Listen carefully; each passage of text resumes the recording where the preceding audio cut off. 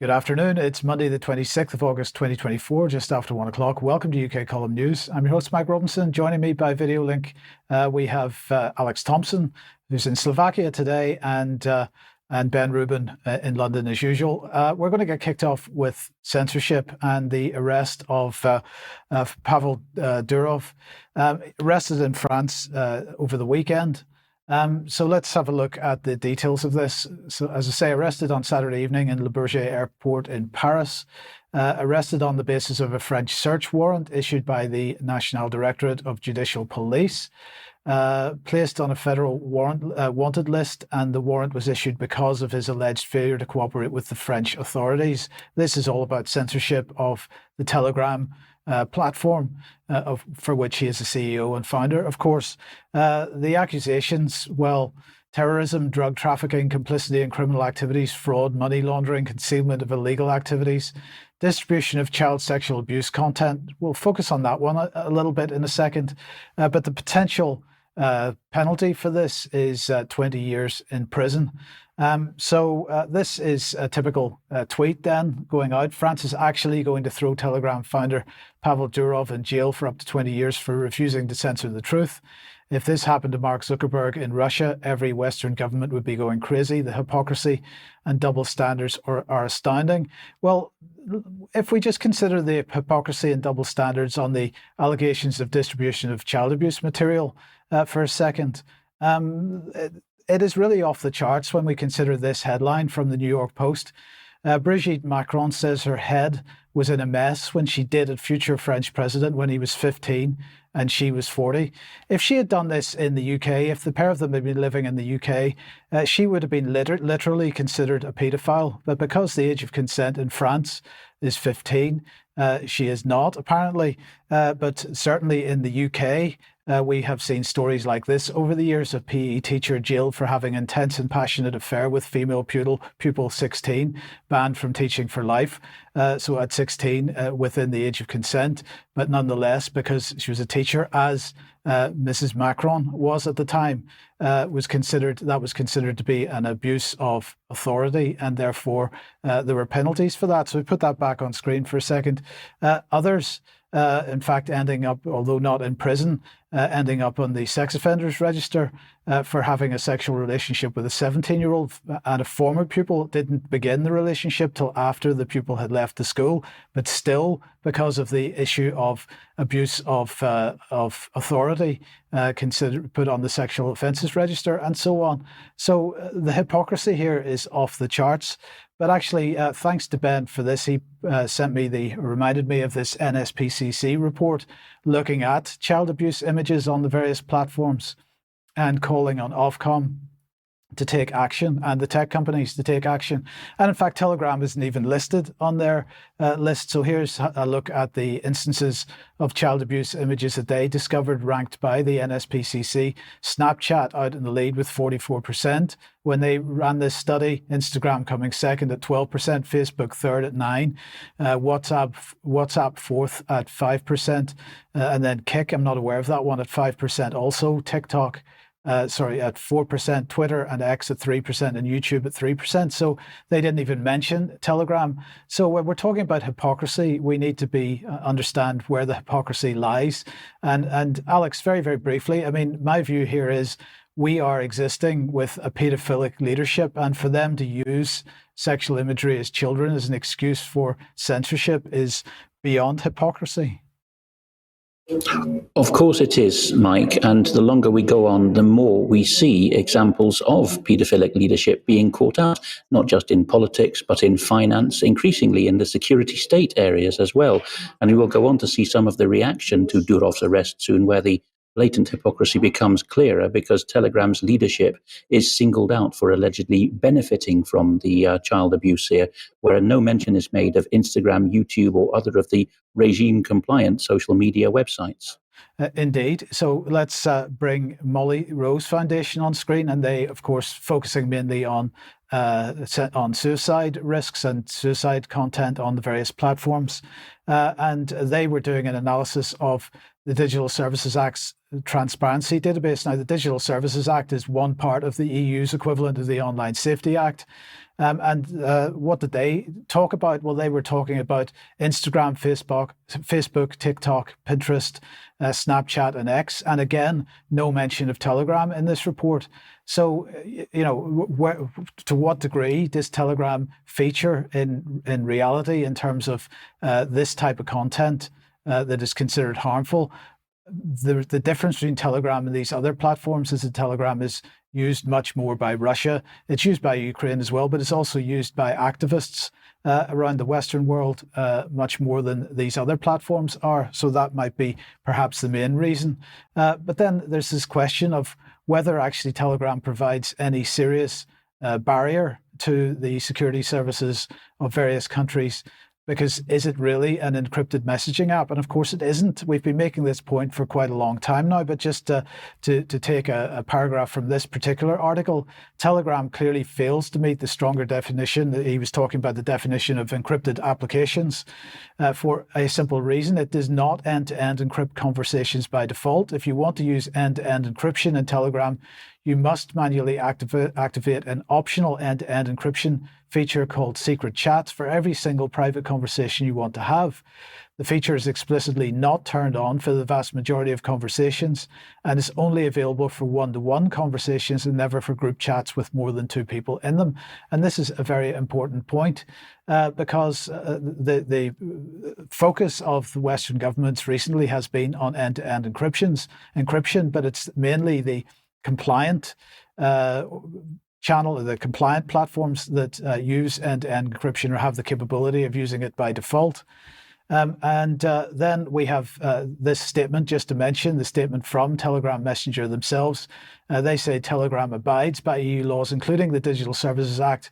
Its moderation is within industry standards and is constantly improving. Telegram's CEO Pavel Durov has nothing to hide and travels frequently in Europe. It's absurd to claim that a platform or its owner are responsible for abuses of that platform, and so on. But in the meantime, then, in the United States, because of course the situation is not really any better over there, they are in the process of increasing the pressure on people that they consider to be foreign actors or people that are acting on behalf of foreign powers, and people mainly that are acting on behalf, as they see it, of Russia, China and Iran. So people like Scott Ritter and Dimitri Simes are much more likely, at least this is their view, to be on the receiving end of similar material or similar responses from the state.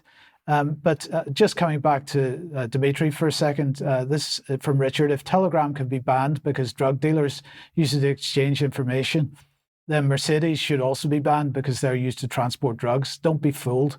Freedom of speech is at stake. And this is absolutely the case. And in my view, well, if we go back to 1933 and we look at the editor's law that Goebbels brought in and the Nazi regime brought in, and the quote on this is from Goebbels: I have the natural intention to be and remain the warm-hearted protector of the German press. That was the quote from him at the time when they brought in the editor's law, which saw the absolute removal of any opposition media in Germany at the time. I'm just going to remind you of Matt Hancock from 2019. The Cairncross Review will explore whether intervention may be required to safeguard the future of our free and independent press. And I'm absolutely drawing a parallel between those two quotes. I think what we're seeing here, Alex, is the intervention that's required to save the so-called free and independent press, which is now completely in the pay of the British government. They are safeguarding the future of that by shutting down any dissident voice.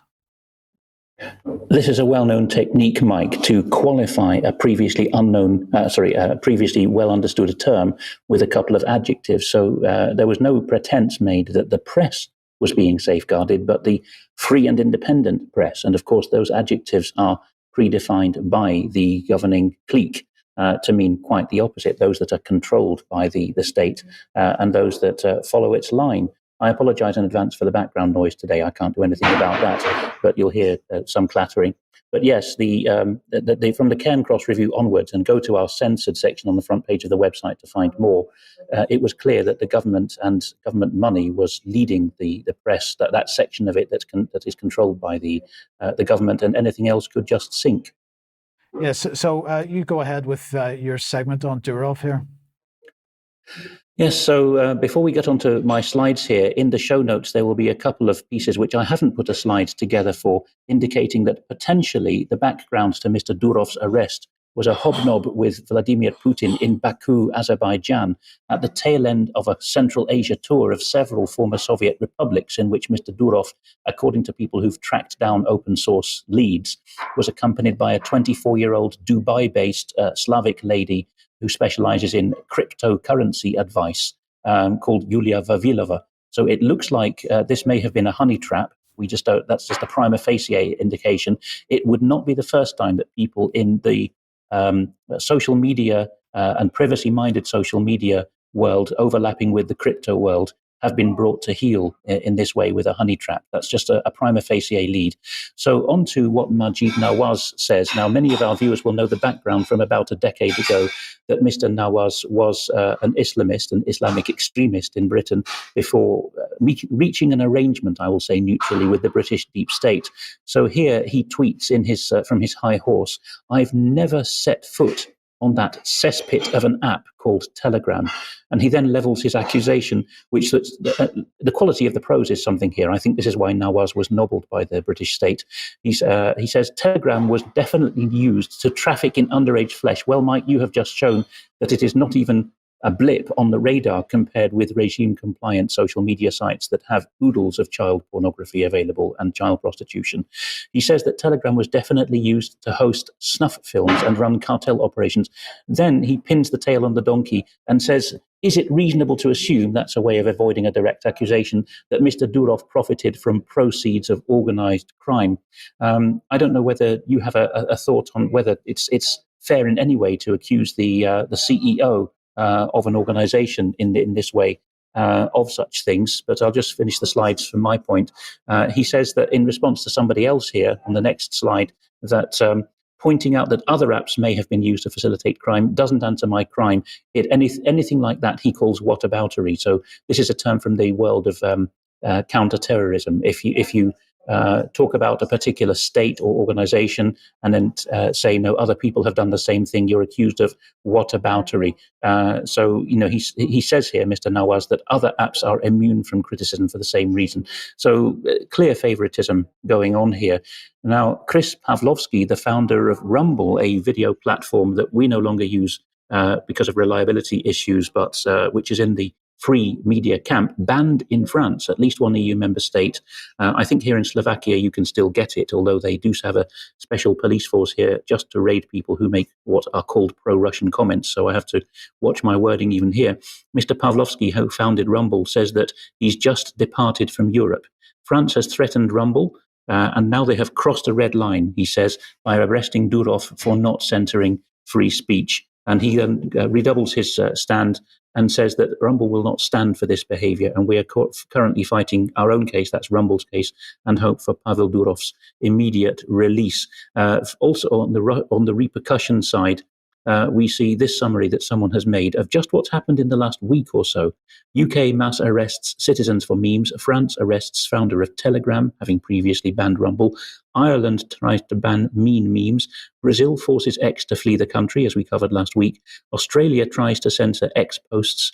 EU tries to blackmail Elon Musk. The US Department of Justice jails someone for a meme despite the First Amendment. And Nicolas Maduro in Venezuela blocks all access to X. It does look like this is a warm-up for the arrest of Elon Musk to me, Mike. Well, that's a very good point and a very good question. But we'll talk about this much more in extra, I've no doubt. In the meantime, Ben, let's welcome you to the program. And of course, overnight we've had a major fire in Dagenham in another tower block, apparently. But you've got a segment on what's happening in that part of London. Absolutely, yes. Hello, everybody. Fantastic to be here as ever. And there has been a fire in Dagenham overnight, and it looks like a serious one. Luckily, not too many people hurt, but it certainly is. It bears a resemblance, shall we say, to what happened at Grenfell, with some cladding on a tower block going up in flames. Luckily, many more people were able to escape this one, and we'll see how that develops. And it is almost certainly linked in some way to what I'm going to talk about. I'm going to talk a bit about what's been happening in Barking and Dagenham, particularly as it relates to the council. And I'm going to talk about a report that was issued a few weeks back by Demos, who we have been talking about quite a bit, and we're going to continue to talk about quite a bit because they are the most influential think tank in the country right now. Absolutely. As we've spoken about previously, they were founded in 1994 by Sir Jeff Mulgan, who I spoke about last week. They used to share an office with Common Purpose. And they sit right in the heart of this idea of social and democratic innovation, and in particular, public-private partnerships and this fascist marketplace, which is essentially what appears to be the new Labour government's idea of what an economic system should be. Right, and actually, I think it's extraordinarily dangerous once you dig into the detail of it and you look at what's actually happening behind the scenes.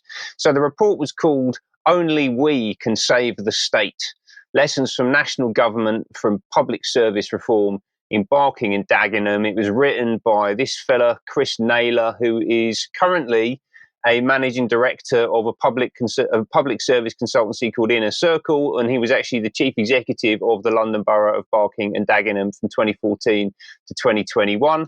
And they talk about it in absolutely glowing terms. So this idea that Barking and Dagenham, a place that could be absolutely everywhere. And they see this as a model for how local and national governance should run, right? And as I say, this is an extremely influential think tank, so we really should be paying attention to what they're saying here. So what is Barking and Dagenham? It's a London borough in the southeast of the city, population of around 220,000 people. And it's most famous, most known for or certainly up until recent decades, the existence of the Ford Motor Plant, which opened in 1931 and was a huge industrial asset for the nation. It employed around 58,000 workers at its peak and provided a real bedrock for the local community. It was a place where they could create wealth and prosperity, get job satisfaction, build self-reliance for themselves and their families. And it was a huge industrial asset, as I said, for the nation, building about 11 million cars and 39 million engines over a period of about 60 years. But since the turn of the century, production has crashed, supply chains have moved overseas, and from its peak of 58,000 people working there, it now employs just 2,000 people at that plant. And that has completely transformed the borough. Right, and its ability to generate revenue and to sustain and to govern itself ultimately. And we've also seen an enormous demographic transformation of the borough as well. So in 2001, 89% of the population identified as being white British, and just 10 years later, by 2011, that had reduced to 48%. Identifying as white British. So that's a nearly 40% drop in native population due to deindustrialization, but also ultimately to mass immigration. Now, in 2006, and this is why this is so interesting, if you think about the current context, what's going on in the country, in 2006, the BNP made an astonishing series of gains on the local council. They had 12 councillors elected to the local council. This certainly threw the cat amongst the pigeons, amongst the media elites and the liberal intelligentsia. Obviously, all of this was to do with lies and distortions, according to The Independent, nothing to do with deindustrialization and mass immigration. You have to pull all that stuff aside and ignore it. It was a huge focus for organisations like Hope Not Hate and The Guardian. And you can see here Billy Bragg, this was in 2010, chest beating in The Guardian, talking about the fact that a huge victory had been won by the anti-fascists against the far-right fascists of the BNP. All of this, I'm sure, sounding very familiar. If you've been paying attention to anything that's been happening in the country over the past few weeks, then all of this stuff, I think, will certainly resonate with you, right? And how did they do that? Well, one of the ways that they did it was by flooding the borough with activists from outside of the borough. I think this is the most important thing up front to note, right? Is that you've got a lot of very well-backed anti-fascist activists who were very happy to go in and dedicate their time and their resources to pushing back against what frankly were the expressed needs and concerns of the local people. Right, the BNP won those council seats. There's no insinuation, I don't think, that they cheated in any way. But the Liberal left, the people who very much are representative of the current administration of government didn't want to hear that, didn't like that at all. So they campaigned and pushed back, and they won back the borough. They also then embarked on two parallel streams of activity, really quite substantial things. The first one was about completely reorganising the council. Right. So the first thing that they talk about is this idea of community solutions. I'm going back to the report now. And this was about rethinking Barking and Dagenham. What do we actually do? How do we organise ourselves around the needs of citizens? Right. And this is how they were previously organised. So this is a siloed industrial model where if you're a citizen and you need to go to children's services, you'll have to go in and speak to them and give them your information, and you'll have a completely distinct identity on their systems. They won't know who you are before you walk through the door. And if you go to the library or you go to the debt and money service, you'll have to do the same thing over and over again. Right? So that's a very inefficient way of running things. And thankfully, because of digital technology, we're able to address this. We can have a single point of access for council services. It's been a big part of how they've transformed service delivery. So they talk about this use of data, effective use of data, can identify struggling households and offer proactive, tailored support to help boost their incomes before they hit crisis point. Right? So they're using all this technology and a reorganization of council services to, unfortunately, the build is already built. I'm sorry about that. But essentially, they've got a model which shows how they've used technology and a data platform to transform the way that they interact with local people. And some of that has been beneficial, but actually I think a lot of it is quite sinister. If you look at this quote here, I think it's quite telling. So if you think about it basically says that some of the engagement that we were doing through this process of digitization was carefully curated and embedded into formal pathways, but more often than not, it was organic and deeply human. My favorite example was the WhatsApp group established by a member of the triage team to support young single mums who were in debt. This colleague had noticed that some of the mums were starting to offer each other support. On asking them more, she learned that for many young women, talking to other young women who had had similar experiences and had found a route to successfully managing her debt was one of the best sources of advice and support. So what you're looking at here is a bureaucrat in the council coming to the startling revelation because of some research that people help their friends out with advice and they have conversations with each other. But obviously we can't allow that to happen without the council being involved, without the professionals being involved, which is how they talk about themselves. So they have to create a WhatsApp group to insert themselves into that process. But obviously, and then the solutions that we offer are all going to be council solutions, ultimately paid for by the taxpayer, right? Because that's ultimately who is running this thing. So it have had a big impact, right? So they saved £5 million a year in baseline costs, which is what digital does, right? It strips out a whole load of back end cost, so it makes it much more efficient to deliver services. There are a whole bunch of other things in there that they say were positives. I'm not completely convinced that that's the case. And in parallel with this, they were also running this thing called Be First. So there was a transformation of council services on the one hand, but then also they've established this new entity, what they call a growth and regeneration company. And this is wholly owned by the council. It's focused on regeneration and development. It was launched in 2018. And it was about increasing the pace and scale of growth in the borough and doing it in a way that benefited citizens, but funded by the council and delivering revenues and profits back to the council. Right, so this is essentially a public-private partnership which the council is using to fund its own operations, effectively in perpetuity. I mean, that's the game that they're trying to play here. They've got a load of things going on all around the borough. There's 45 projects. All of this is about regeneration and property development and new energy type projects, right? And absolutely none of it is to do with building real proper industries like the Ford plant, which was actually the source of wealth and prosperity for the community. It's been extraordinarily successful. They actually say that it's exceeded their 10.3 million per annum revenue, but they don't say by how much. It does sound like this has now become bigger than the council. And so you've got this public-private partnership that is bigger than the council. And they talk about it in these terms of becoming equals with development capital. Yeah, so they're actually operating as equal partners with development capital. I mean, that literally is the definition of public-private partnership. That is this fascist marketplace that we're talking about. And it's not going to deliver growth. And this is the most important thing to talk about here.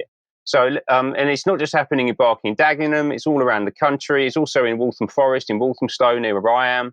And I'm going to just talk very quickly about this Black Horse Lane development, just to wrap this up, to just explain to you what I'm talking about. This used to be a big industrial park, and it's now been redeveloped into a bunch of flats. And that warehouse on the left, that's an asset. That is something that you can use to produce wealth. And what we have on the right was replaced it. And what these council schemes are doing, this is what they're building, that's a liability, right? Because that is a buy-to-rent scheme built by Legal & General and BlackRock, where we've replaced industrial capacity that actually produces wealth for the nation with a bunch of flats that no one will ever be able to buy, that will deliver money back to the investors, including to the local councils, who will then use that to fund their operations. And this is basically the philosophy that is driving all major economic decisions across the country right now. Yes, you'll own nothing, be happy, Ben. Thank you for that. So, okay, if you like what the UK Column does, you'd like to support us, the place to go is support.ukcolumn.org. Your support would be very much appreciated. We do need it. £5 a month for a membership helps us a huge amount. Please share material on the various platforms, including on Telegram, because, of course, we're censored on the compliant, regime compliant platforms, as Alex calls them. But pick something up at the shop if you possibly can. Lots of stuff there, especially Your Life in Their Hands. There's still copies of this available. Please do pick one up if you possibly can. Join us on the 19th of October for the UK Column on location. Lots of people will be joining us for that. Alex will be there. Ben will be there, I'm sure. We'll be relaunching media on trial at that. The point of this is to focus on what people can do. So there'll be a number of other names announced this week. Tomorrow at 1 p.m, Charles will be speaking to Joel Salatin again on farming and how to strike a balance between the creation of healthy soil and nutrient-dense food and a good customer base. So join us for that at 1 p.m. tomorrow. And on Sunday, September the 8th, the International Centre for 9/11 Justice will be running an event called Aviation Impossibilities, deconstructing the official story of the 9/11 hijackings and air defence failures. We will be live streaming that for them, so that'll be in the usual places, and we'll let everybody know more about that in the coming days. Brian and I will be speaking at the Heritage Party conference on the 20th of September. Tickets are available at the Heritage Party website if you would like to go to that. And another reminder of the Died Suddenly exhibition, which is taking place in November. Details from Jake Fern. His email address is on the screen. It'll be in the show notes as well. Now let's move on then to what's been happening over the weekend in the Middle East. And of course, Hezbollah launching what it said was its retaliation for Israel's assassination of their military commander on the 30th of July. They made a statement saying the Islamic resistance in Lebanon launched an initial response to the assassination of their commander at dawn on Sunday on the anniversary of on an Islamic anniversary by launching a large number of drones deep into the occupied Palestinian territories. Israel responded to that. So far, it doesn't seem to have gone much further, but it is a fairly significant escalation.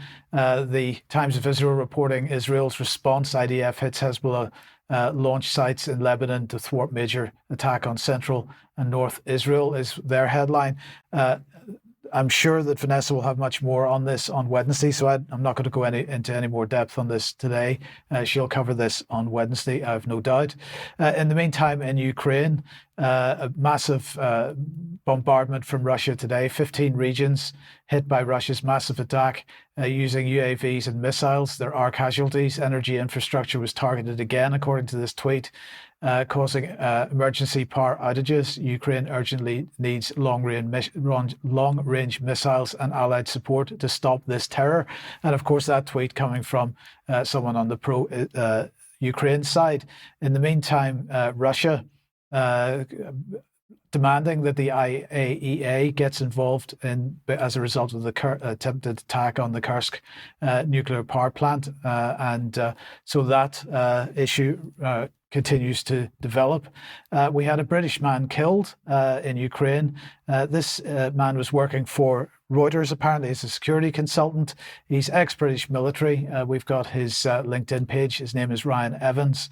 And if we look at the types of organizations he's been working for in recent years, I don't know anything about his military career, but post-military career working as a maritime security advisor for Plexus, Close Protection, and Control Risks and Garda World, and also Black Onyx Concepts Limited, and then finally, more recently, for Reuters. So he was killed as a result of a Russian missile attack on the hotel that they were in, or at least the missile hit the attack. I'm not sure whether that was particularly the target for it. But don't worry, over the weekend, Keir Starmer was promoting the Buying Your Pots for Ukraine campaign that we were mentioning on Friday. So here he is. Britain will always stand with Ukraine because this was Ukrainian Independence Day. Now we have a little bit of video. Ben, watch this closely. I'd be interested to get your thoughts in a second.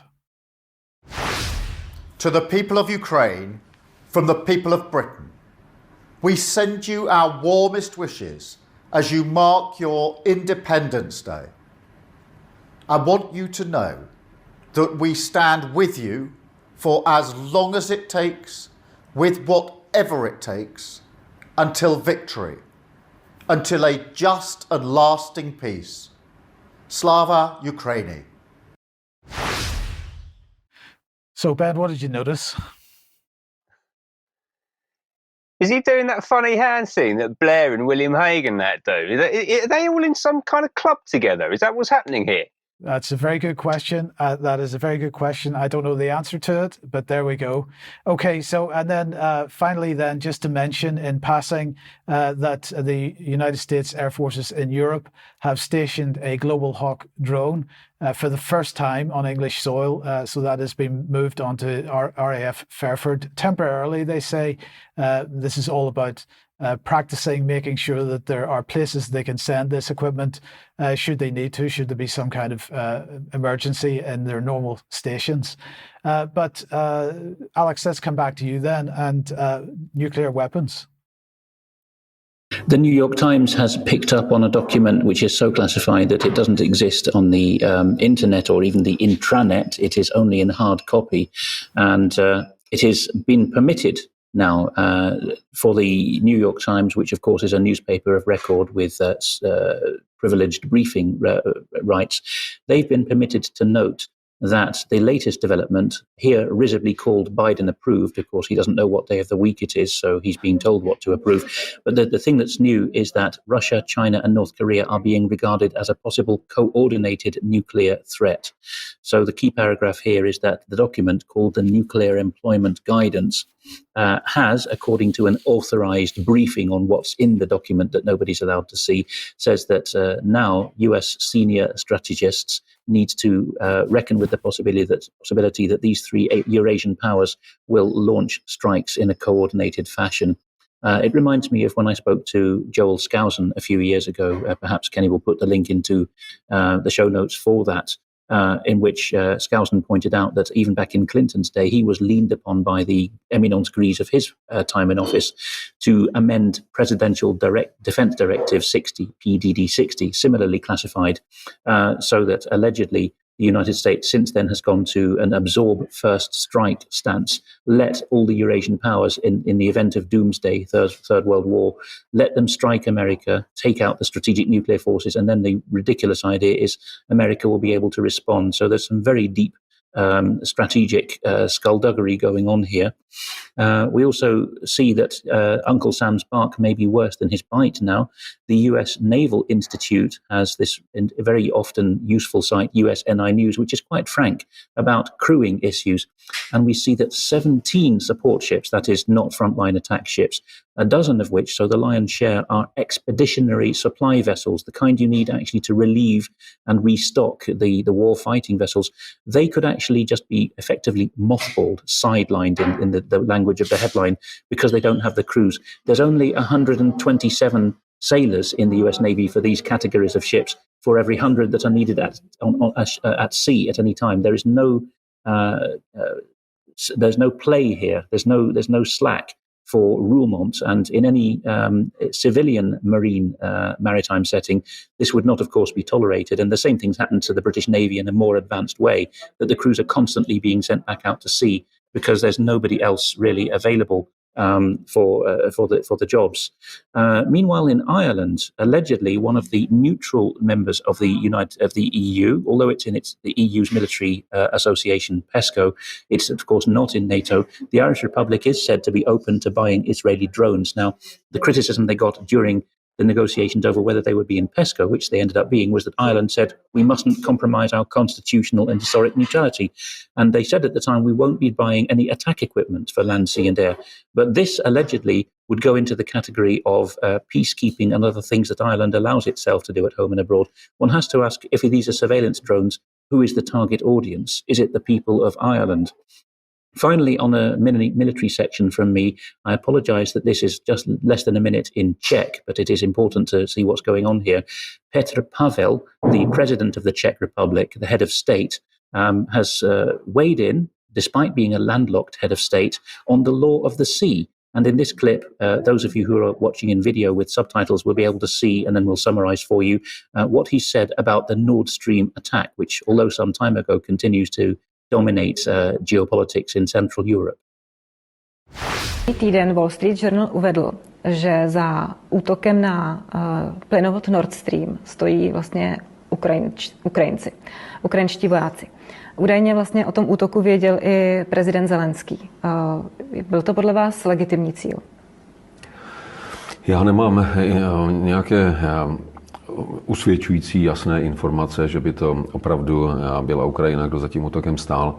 Na druhou stranu, když se vede ozbrojený konflikt, tak se vede nejenom proti vojenským cílům, ale i proti cílům, které mají strategický charakter. A pokud tento útok byl zaměřen na to, jak přerušit dodávky plynu a ropy do Evropy a zpětně peněz Rusku za tyto produkty, pak by to, a říkám schválně kondicionál, by to byl legitimní cíl. Ale já ty informace opravdu nemám.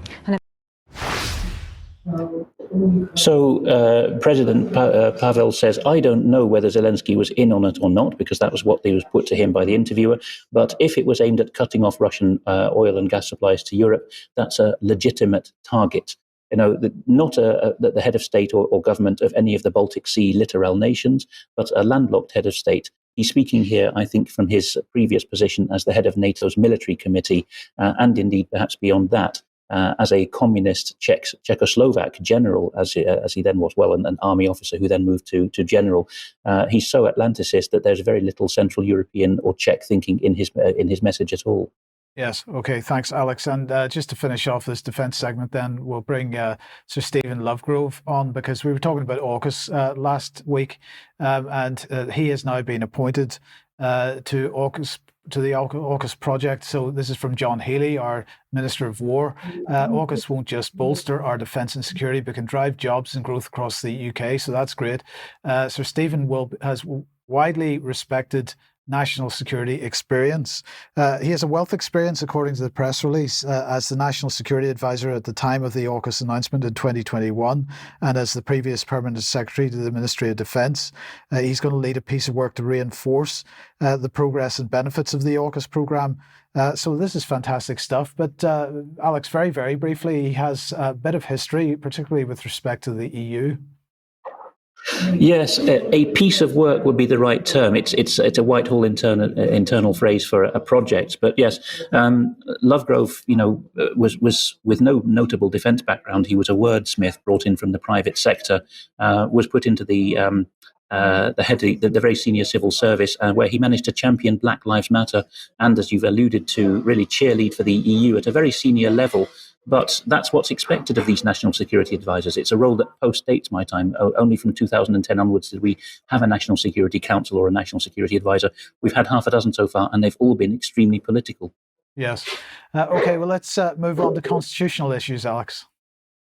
Yes, the constitutional wrecking ball continues. In all of what follows, I am not being party political. I am simply making the neutral observation that many have made, that the Labour Party in its current manifestation is the deep state party of choice more than the Conservative Party, because it aligns more naturally with policymakers and NGO world's priorities in such matters as EU military integration, for a start. So here we see Lee Anderson, you'll see his signature in a moment, writing to the Home Secretary, Britain's Interior Minister, not actually responsible for the police forces, not even in England and Wales, although many people think that the Home Secretary is. They're not constitutionally. But this is as close as you get to ministerial accountability for the police. And Anderson's talking about a potential contempt of court. He's saying that the Home Office, her own department, has been putting out tweets, and you'll find the links in the show notes, saying that the people arrested over the recent disturbances in British cities are criminals and they will face the full force of the law before they've even been put to trial. And Mr. Anderson goes on to say, he's a Conservative Member of Parliament, of course, now in the opposition, will the criminal records be checked by the Home Office, and will this all be posted on X? If no, have they not had their criminal records checked prior to appearing in court? Why is the Home Office pronouncing them guilty? At best, he says, this is inappropriate and unprofessional. At worst, it appears to be a possible contempt of court. Of course, individuals are often threatened with this charge, but politicians and Parliament and ministers can very much be held in contempt of court as well. So Anderson's onto something there. We don't know how far this will get.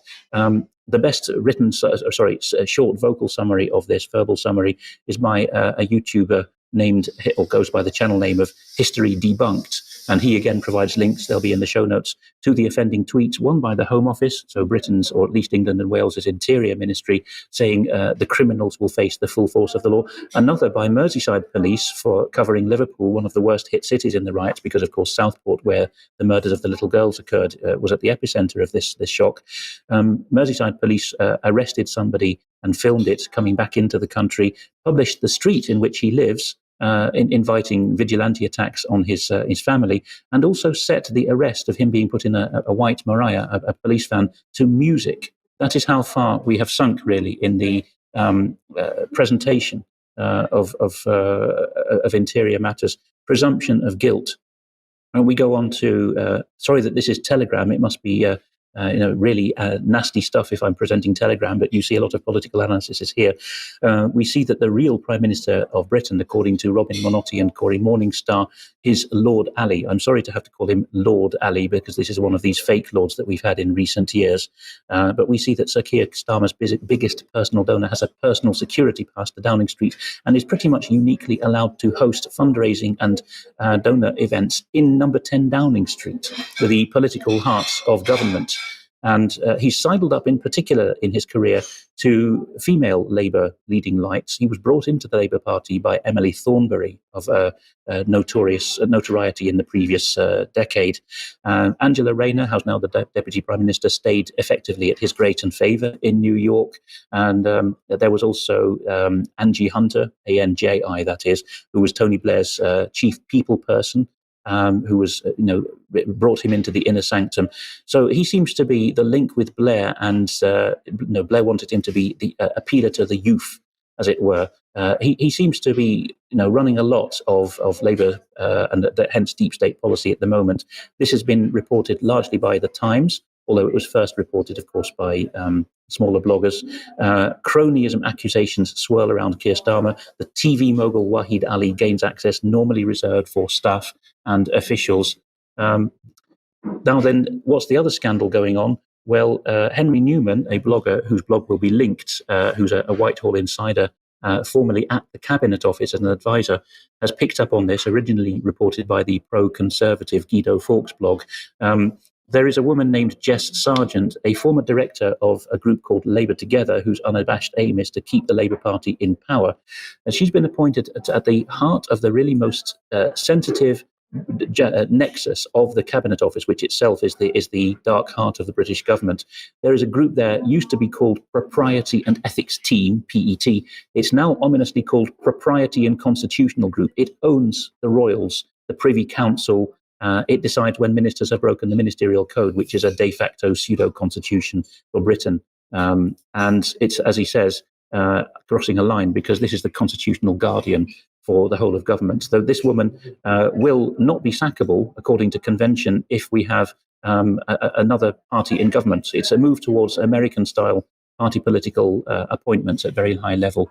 Meanwhile, the Scottish Daily Express reports that the Scottish government was actually behind the scenes, instigating, egging along the creation of this ridiculous hate monster that was quite a feature last year. You know, this apparition that turned up and said, "I hate everyone," and this was supposed to instruct everyone on social media not to be like the hate monster. It was presented at the time as an initiative by Police Scotland, merely in the interests of crime fighting. But now emails have been dug up that Bute House, the Scottish government, was actually emailing Police Scotland saying, hurry up with this concept.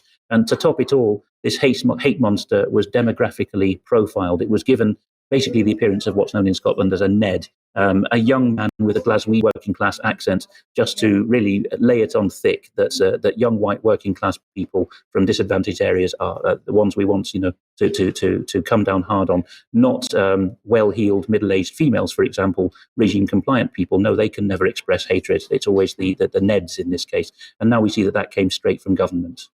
Yes, but at this point, Alex, we still don't have the name of the person who put the signature on the contract, and maybe that's something to get hold of. But I just wanted to very briefly mention the events in Germany over the weekend. So German police arrest 26-year-old man over the Solingen stabbing attack, says Al Jazeera. Various reports saying that he was linked to ISIS or that he has an pro-ISIS ideology. The key thing here, I think, that we need to recognize is that he was from Syria, and many of the people, if not a significant proportion of the people that are so-called refugees from Syria in particular in Europe and the UK have been from the opposition side of that civil war, so the anti-Assad side of the civil war, and therefore are effectively have been operating on behalf of the West and Britain and the EU in particular. So we may then ask the question when we see things like this from the Foreign Office giving a safety and security report for Germany and saying things, and also from France, but saying things like, we know that there's going to be an increase of this type of terrorism in the coming days and weeks and months. Well, I would ask the question, how do they know? Is it just because they've got great intelligence going on, they've got their ear to the ground and they know exactly what's going on, or is it because these people are actually agents of the state in some way? And then just to mention this tweet here, I wanted to get your thoughts on this, Alex, because this is from Europe Invasion, saying UK government prepares to deploy asylum seekers across the country, and they're talking about immigrants being given priority over Britons when it comes to finding housing. But I was interested in the use of this term deploy, because this is how I'm seeing things at the moment. Immigration is being used as a tool to wind up the population of countries, whether it be in the UK or at the weekend in Germany. So it is a deployment. Yes, and it's interesting you've picked up on this particular tweet, which was also retweeted by Elon Musk in his current genuine or bogus turn to the nationalist right. Europe Invasion is, the kind of Twitter account, X account, that people in regime compliant circles love to cackle about and say, don't be taken in by this rabble-rousing stuff. They have got a better track record than others in that slice of X or Twitter, that domain. And we'll see what becomes of it. But my memory stretches back to, again, the Blair regime, where there was what was then known as the dispersal policy, followed by a number of Northern European countries about the same time or a bit later, where in this case a lot of Kurds, and as you pointed out with reference to the Near East, it's often more Islamic and opposition elements of those societies. Kurds were sent to places completely unable to deal with them. The poorest parts of northern English and Scottish cities suddenly received busloads of Kurds. It was a total disaster. And at the time, it was put about that this was deliberately, in the phrase used at the time, rubbing the noses of the right in diversity. Speaking of diversity, then, we have this, an exclusive given to the Daily Mirror, which, of course, is a Labour Party supporting title of long standing. So that's why they got the friendly exclusive. A gentleman of West African heritage, Mr. Boakie, who is interestingly described as an educator. Again, one of these bland Americanized titles. What is he, a school teacher? Why didn't he use that term? He's got over 1,000, not a great number really in the scheme of things, but if you want to big it up politically, it is over 1,000 signatures from teachers and social workers, or they're called social works in the bylines of these days, calling for mandatory anti-racism and anti-Islamophobia training in school, not schools. You see how many errors there are in bylines these days. After the riots saw children as young as 12 years taking part. A little more detail provided by the Telegraph, which, although execrable, is a bit better than the Mirror still. And here we see that England is basically going the same way as Scottish education, under figures like Mélina Valdelièvre, a French educator, we're supposed to say now, who moved to Scotland to specialise in this. Scottish teachers were given a lot of training in interrupting whiteness and challenging white privilege. This is now going south of the border, as the Telegraph is finding out. There's a lot of detail in the archived Telegraph report that will be in the show notes. If you're new to that scene, the best place to start is a Substack blog called Scottish Union for Education. Yes, we'll talk about much more about this in extra, I think. But anyway, let's move on then, Ben. And a name that I haven't heard before, Kantar. Kantar, yes. Well, we talked about the organisation previously, but under its new edition. So it was formerly Kantar Public, and it was spun out last year from WPP. WPP, the biggest global advertising group, run by Mark Reed, who's a young global leader of the World Economic Forum. They span out Kantar Public, which is about $1 billion of global revenue, specialising in research for public sector clients. And it's become this thing called Verian, which you've spoken about previously, and popped up again because Verian and others are turning our democratic processes into a marketplace where they're going to make lots of money forcing through radical left-wing political agendas. It's really a remarkable thing to watch, actually. So I'm going to talk a bit about this. The UK CEO, Craig Watkins, he's former MOJ, Ministry of Justice, civil servant. He then went to EY, where he helped them build up a £200 million a year government business. And then he joined Kantar and is now the UK CEO of Verian. I'm going to come back to him in a moment. He's an important part of this, as you can probably understand, given he leads the UK business, but also on the board of trustees of the organisation. We have this guy, who is Matthew Postgate, who is the former Chief Technology and Product Officer at the BBC, and also on the Strategic Command within the UK Ministry of Defence. Right? It gives you a sense of the connections this organisation has. And also David Miliband is on the board of Verian as well. Miliband, obviously, we know well here, former UK Foreign Secretary, currently at International Rescue, which is basically a Soros-aligned organisation. He's one of the key architects of the Climate Change Act being implemented by his brother Ed. And earlier this year, we saw David hanging around at Gold's House in Davos. So he's very focused on delivering the Sustainable Development Goals. And I think we should understand that Verian is also very focused on delivering the Sustainable Development Goals. Verian is also very much aligned with this organisation, who I've spoken about previously, the Reykjavik Global Forum, which is working to empower more women to obtain and retain power. So it's very ideologically driven. They've actually issued joint reports, and I did talk about this one earlier in the year, where Verian and the Reykjavik Global Forum are coming out and saying their explicit goal is that we want to live in a world where men and women are viewed as equally suitable to lead.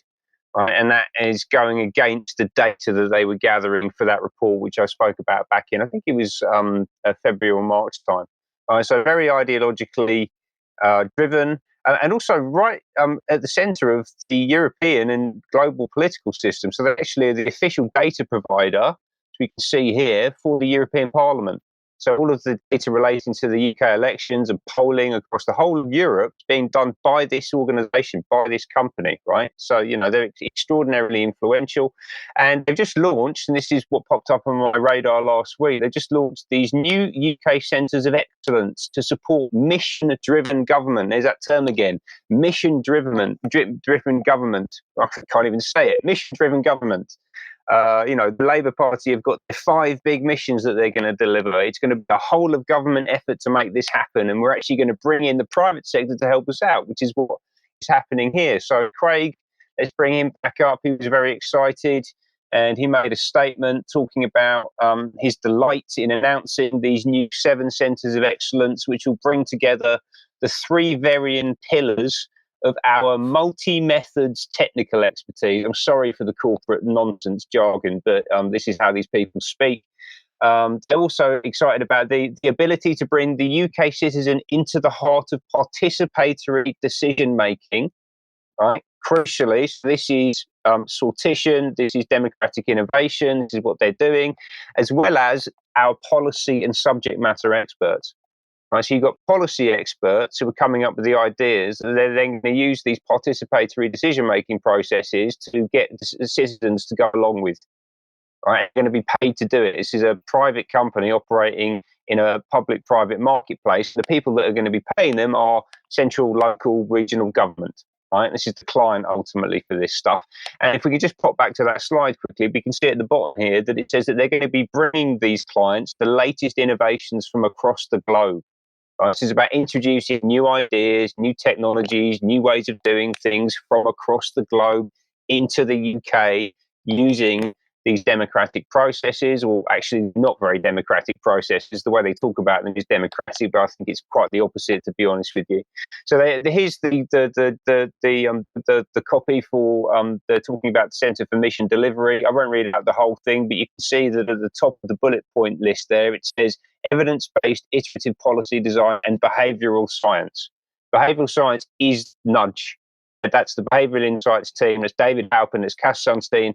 That is that entire methodology, ideology that has infected the whole of the global communications industry, presented here by Varian. That's what they're doing, right? And I won't go through all 7 of the capabilities because we haven't got time.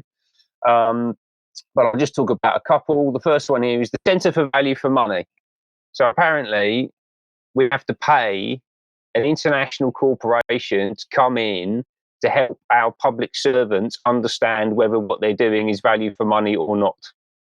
I mean, are our public servants completely incapable of doing anything? I think they probably are, actually, by the looks of it, other than issuing contracts to companies like Varian, it would seem. And then finally, because we talk about this a lot, right? You know, this idea of democratic innovation, sortition, participatory democracy, all these kind of lovely, fluffy terms that are being bandied around by the corporatists, the fascists in our government, in order to ram through policy agendas that they know that the electorate wouldn't go along with in any other forum. That is exactly what they're describing here. So they're going to be running deliberative workshops, citizens' juries and assemblies, deliberative polling, online communities, and co-design and participatory exercises in order to help politicians push through a policy agenda that, whatever's handed down from Starmer and whoever's pulling Starmer's strings. And these guys are going to be making a lot of money for doing that work. Alex, in the last number of weeks, Ben and I, to a certain degree, have been talking about this participatory democracy idea. We've been talking about it at the UK column for a lot longer, and particularly citizens' juries and citizens' assemblies. And really, we're quite sure that this is not a good idea because, of course, what happens is they bring in a panel of experts and the experts brief the citizens' assembly or the citizens' jury, and then the jury comes to the conclusion that was always intended that they would come to. You are much more of a constitutional expert than I am. What are your thoughts on this? It's all about the parameters that you manage to present. You know, the whole point of having juries is that they're supposed to examine the law in action. They are meant to see what actually happened in a given case, and in the classic English arrangement, they judge whether the law was rightly passed by Parliament. So they actually do get to decide the will of Parliament and the lawfulness of the law, against judges these days who say we judges are the facts of the judges of the law and you are the judges of the facts. No, juries are meant to be at the end of the process to see whether what was done in a particular case to a particular individual was lawful or not. If you call something a jury and put it at the policy-making stage, you are politicizing them by default. You are making them their own representatives instead of the members of parliament who are supposed to do this job for them, that you are taking them out of that pool from which juries are meant to be selected of people not involved in politics. Until very recently, court juries had lots of bars on who could be called up for jury duty, including anyone who was remotely involved with policy making. So it's a devaluation of the term, an inversion of the term jury, which has happened in so many other areas of life, like calling things a family that are not a family. Yes, the term for this is sortition or aleatory democracy, which literally means random dice-throwing democracy, calling people in. But you don't just get them to sit in a jury room. No, you get to brief them. That's the core of what's going on there in the fiddle. Well, I've got an and finally item here from Nick Dixon, who may be known to some of our viewers as someone who appears on GB News and known for his darkly comedic writing. This is an absolute work of art. And again, I'm not cheerleading for the opposition Conservatives here. They have their own ways of sticking the dagger in our backs. But he is very much, I think, down to a T on describing the managerialist deep state approach of that is now in the ascendant with Sir Keir Starmer. Why does nobody call him Sir, by the way? Is he embarrassed of his knighthood, or is that all on his behalf? Just as Anthony Blair became Tony Blair and all the press complied with it. Anyway, here goes Nick Dixon's tweet in 2 screens worth. Starmer is a managerial midwit, a brittle man of winter, a dead-eyed shark pushing ever forward towards his next grim mechanical task. You could coax Shakespeare himself down from the heavens to tell him of all England's beauty, and he would be only annoyed that you had kept him from his busy work. He is a ruddy-faced nothing, an interloper. To call him a traitor flatters him, as the traitor surely has some sense of his own wrongdoing. Starmer lacks the imagination to arrive even at the foothills of his own wretchedness. His emptiness could fill entire stadia. He is the final form of managerial man, signing Britain's death warrant before lunch and never thinking about it twice. To detest him is normal yet pointless. Hatred slides off him like water off some cheap synthetic fabric. He is the blank-faced destroyer of joy, freedom, and invention. He is death on prescription, equally distributed. He is nameless dread, the void, the negation that cannot be negated. He is the end of hope. In short, I am not a fan. Alex, that's I agree. That is brilliantly written, and another topic for Extra as well. Everybody that's joined us today, hope you've enjoyed it on this Bank Holiday Monday. We'll be back in a few minutes for Extra if you're a UK Column member. If you're not, join us for the interview 1 p.m. tomorrow, but we'll see you at 1 p.m. on Wednesday for the news. See you then. Bye-bye.